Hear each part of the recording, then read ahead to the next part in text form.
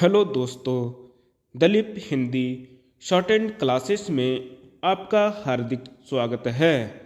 दोस्तों, आज की डिक्टेशन 80 शब्द प्रति मिनट की गति से बोली जाएगी। यह डिक्टेशन एक दैनिक जागरण का संपादकीय डिक्टेशन है। आप सभी इसे अपनी शॉर्ट एंड लिपि में लिखकर इसका अनुवाद करें और आपने इसमें कितनी त्रुटियां की हैं इसे भी ध्यान में रखकर उसे सुधारने का प्रयास करें। डिक्टेशन स्टार्ट करते हैं 5 सेकंड बाद।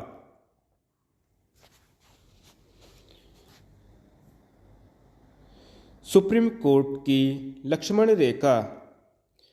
राज्यसभा के सभापति के रूप में अपने पहले संबोधन में जगदीप धनखड़ ने जिस तरह न्यायपालिका और विशेष रूप से सुप्रीम कोर्ट को उसकी लक्ष्मण रेखा की याद दिलाते हुए उनकी ओर से खारिज किए गए राष्ट्रीय न्यायिक आयोग का उल्लेख किया, उससे स्पष्ट है कि यह विषय केवल चर्चा तक सीमित रहने वाला नहीं है। यह रहना भी नहीं चाहिए, क्योंकि सुप्रीम कोर्ट की ओर से सर्वसम्मति से पारित संशोधन विधेयक को खारिज किया जाना कोई साधारण बात नहीं। इसलिए और भी नहीं क्योंकि इस विधेयक के माध्यम से जिस राष्ट्रीय न्यायिक आयोग का गठन किया गया था वह उस कोलेजियम व्यवस्था का स्थान लेने वाला था जिसका संविधान में कोई उल्लेख नहीं। कोलेजियम व्यवस्था के जरिए सुप्रीम कोर्ट ने न्यायाधीशों की नियुक्ति का अधिकार अपने हाथों में इस तरह ले लिया कि इन नियुक्तियों में सरकार की भूमिका पोस्ट मास्टर सरीकी रह गई। यह आश्चर्य की बात है कि नए सभापति जगदीप धनखड़ के पहले संसद में किसी ने यह रेखांकित करना आवश्यक क्यों नहीं समझा कि सुप्रीम कोर्ट ने राष्ट्रीय न्यायिक आयोग का गठन करने वाले संविधान संशोधन विधेयक को खारिज कर संसद की संप्रभुता की अनदेखी करने के साथ जनादेश का असम्मान किया। इस विधेयक को खारिज करते हुए सुप्रीम कोर्ट ने कहा था कि यह संविधान के मूल ढांचे के अनुरूप नहीं। समझना कठिन है कि किसी ने यह प्रश्न क्यों नहीं उठाया कि क्या न्यायाधीशों की ओर से अपने सहयोगियों की नियुक्ति करना संविधान की मूल भावना के अनुकूल है। क्या यह कुछ वैसा ही नहीं जैसे कार्यपालिका के शीर्ष पदाधिकारी अपने उत्तराधिकारियों का चयन स्वयं करने लगे।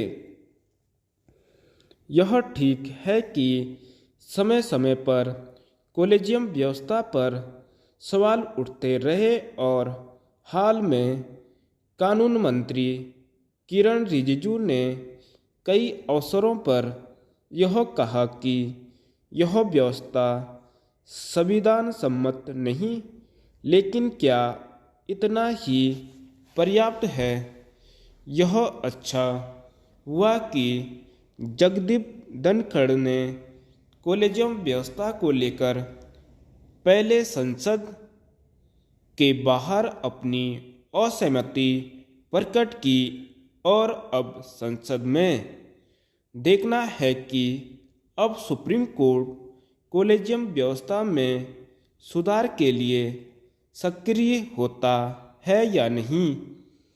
यदि वह सक्रिय नहीं होता तो संसद को यह सुनिश्चित करना चाहिए कि यथास्थिति बदले और न्यायाधीशों की नियुक्तियों की ऐसी कोई व्यवस्था बने जिसमें समस्त शक्ति सुप्रीम कोर्ट के पास निहित न रहे।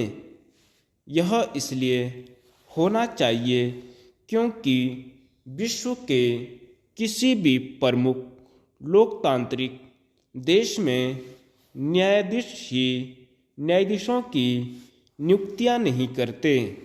भारत में वे न केवल ऐसा करते हैं बल्कि उसकी पूरी प्रक्रिया गोपनीय भी रखते हैं।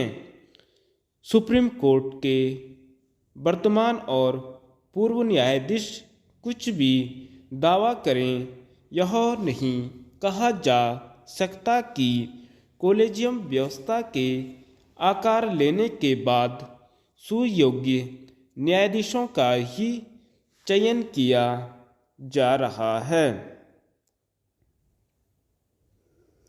बेहतर पहल।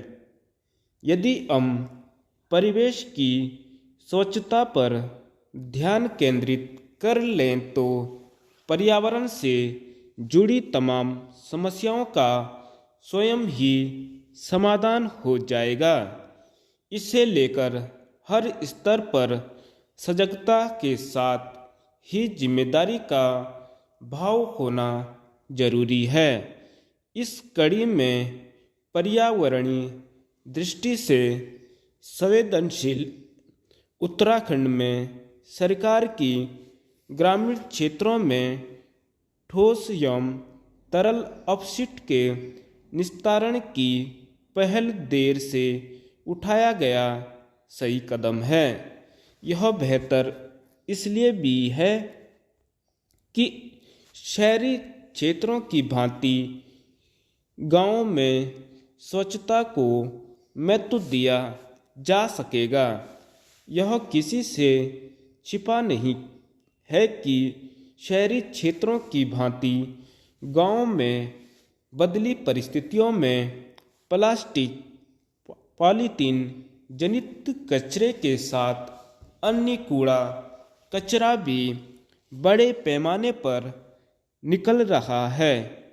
विशेषकर नगरीय आकार ले चुके ग्रामीण क्षेत्रों में तो शौचालय समेत घरों से निकलने वाले पानी के निस्तारण की बड़ी चुनौती है।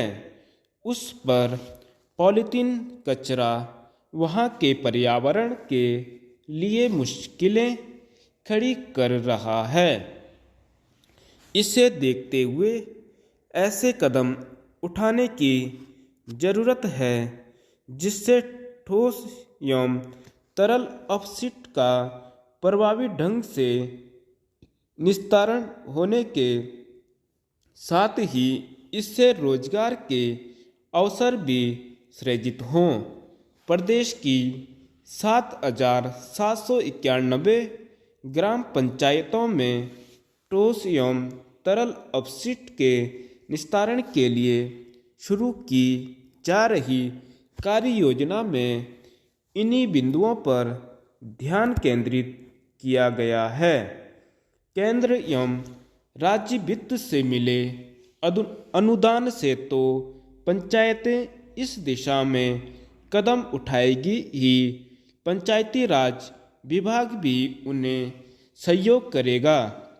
अपशिष्ट के निस्तारण के दृष्टिगत ग्राम पंचायतें इसके लिए यूजर चार्ज भी ले सकेगी। यह जिम्मा महिला स्वयं सहायता समूहों को देने की तैयारी है। इससे जहां पंचायत का राजस्व का स्रोत विकसित होगा, वहीं महिला समूहों को रोजगार मिलेगा। अब इससे बड़ी आवश्यकता इस बात की है कि योजना को पूरी गंभीरता और तन्मयता के साथ धरातल पर मूर्त रूप दिया जाए। आखिर प्रश्न गांवों को स्वच्छ रखने का है। धन्यवाद।